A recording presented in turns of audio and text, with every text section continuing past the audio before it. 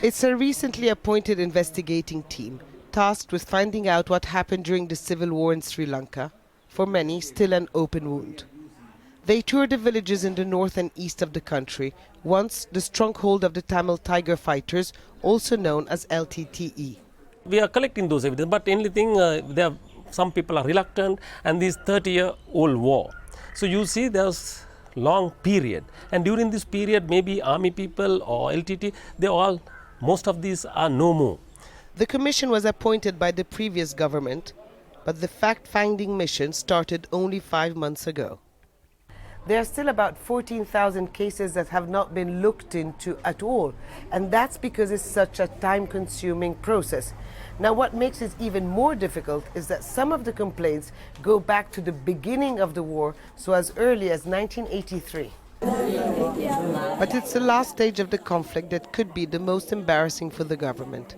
The Sri Lanka military allegedly killed thousands of Tamils when it fired into an area where it says the Tamil fighters were using civilians as human shields.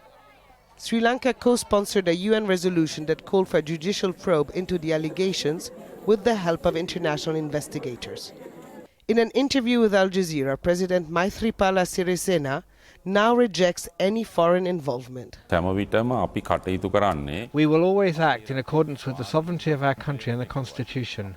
For this work, we can get foreign technology in certain areas, but we definitely do not need outsiders. We have an unbiased, independent judiciary in this country. But a report by a presidential commission has raised the possibility that war crimes and crimes against humanity were committed by both the Tamil fighters and soldiers in the Sri Lankan army against Tamil civilians. Those alleged crimes that are set out has to be investigated.